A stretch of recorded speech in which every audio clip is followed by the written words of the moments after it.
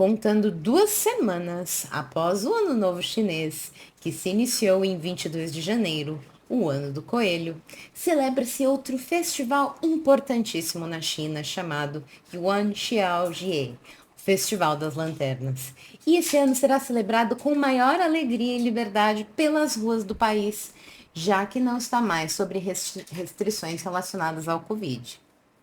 E não é segredo para ninguém que acender e apreciar as lanternas é a principal atração do festival. E elas podem ser vistas em todos os lugares. Hello, hello! Mais uma vez sejam bem-vindos ao canal Teacher Cremasco, onde você encontra conteúdo valioso sobre o aprendizado de inglês. Se você gostar do conteúdo, por favor, deixe seu like e comentário. E dessa forma, eu conseguirei alcançar e distribuir esse vídeo para mais pessoas com interesses parecidos com os seus. E agora você provavelmente está pensando, mas teacher, você está falando sobre a China no seu canal sobre aprendizado de inglês? Como assim? Eu explico. O Festival das Lanternas é uma belíssima tradição do povo chinês e não dá para falar sobre aprender uma língua sem falar da cultura local em que se aprende fazendo isso. Eu até já falei sobre isso em um outro vídeo, e se você não assistiu ainda, eu vou deixar um card aqui no alto do vídeo para você poder salvar e ver depois. Veja então a beleza da cultura em questão. Os chineses acreditam que acender lanternas simboliza iluminar o futuro, e ao deixá-las livres no céu, é para eles deixar que o ano passou para receber um novo ano com boa sorte. E a maioria das lanternas é tradicionalmente vermelha para trazer sorte. As pessoas soltam fogos de artifício, assistem às danças do dragão e do leão. O primeiro, símbolo da boa sorte, e o segundo, símbolo de bravura e força, para afastar o mal e proteger a todos. Acredite, esse festival é uma tradição de cerca de 2.000 anos e anualmente ocorre no 15º dia do primeiro mês lunar. E um dos pontos turísticos mais importantes para apreciar as lanternas é o Jardim Yuyan, em Xangai. E o tema deste ano será baseado em um clássico da mitologia chinesa, o famoso Shanhaijin. E traçando agora um paralelo da China com o Brasil em relação aos costumes, eu observei que nos dois países existe o costume de se estudar inglês. Veja só que excelente. Ambas as culturas já abraçaram a importância e a imponência do inglês para o falante. Porém, algo que também observei foi que, assim como no Brasil, a porcentagem de falantes fluentes é bastante pequena, concentrando-se nas grandes capitais, mesmo o inglês sendo obrigatório nas escolas chinesas, e muitas crianças começarem a ter contato com a língua desde o jardim da infância. Que coisa, hein? E a diferença é que para eles é muito mais difícil aprender do que para nós, pois na língua materna deles não tem artigos, plurais ou conjugações verbais. Já pensou? A qualidade da educação dos chineses depende se moram numa zona rural ou cidade. As crianças da cidade costumam ter um acesso melhor a materiais, professores de ensino superior e salas de aula de uma forma geral. Enquanto nas zonas rurais tem a tendência de ter a maior parte das aulas em chinês, mesmo com a exigência do inglês no currículo, desde os pequenos até os alunos maiores. E aí, sentiu alguma semelhança com a realidade do nosso Brasil?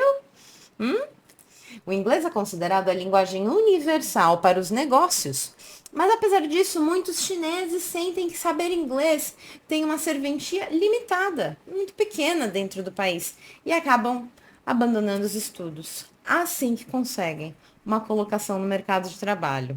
E geralmente isso ocorre após eles se graduarem. Já nos centros como Hong Kong, que é uma região administrativa, o inglês é uma língua oficial e conta com 50% da população falante, apesar da grande maioria dessas pessoas não se considerarem fluentes. Isso é uma porcentagem muito maior do que em outras áreas, pessoal.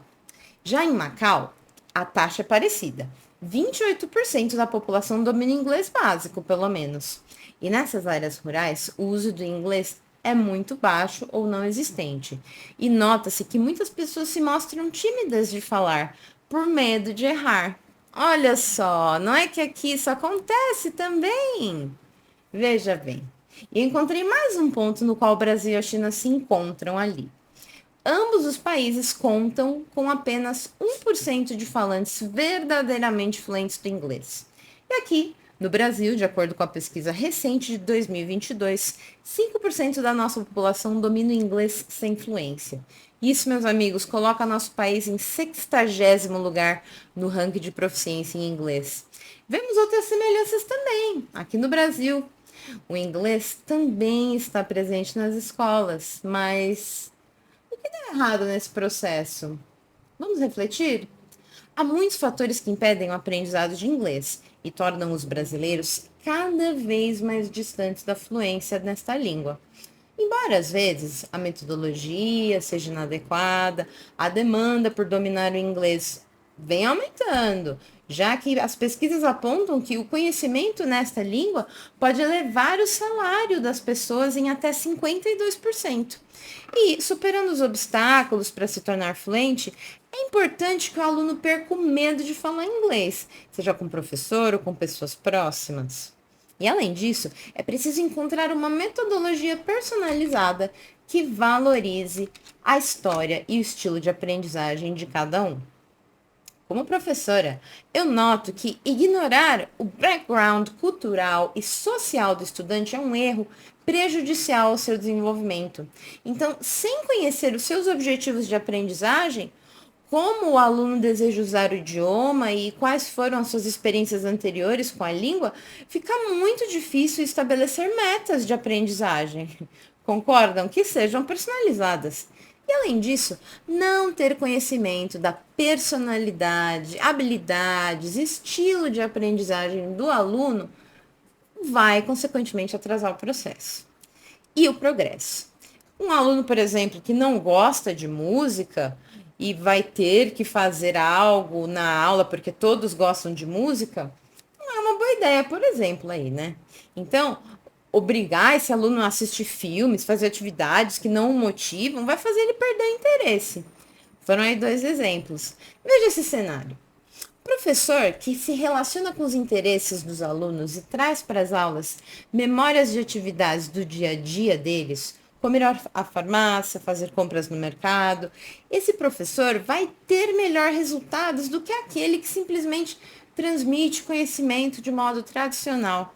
Por outro lado, se um professor jogar videogame com os adolescentes, por exemplo, incentivando-os a conversar apenas em inglês e a identificar elementos da língua durante o jogo, os resultados de aprendizagem serão surpreendentes, pois haverá algo situacional. E uma vez que aquela situação faz sentido na vida dos alunos, o professor cumpriu com um de seus objetivos, que é trazer o conteúdo para algo palpável, para que deixe de ser distante, algo só dos livros didáticos.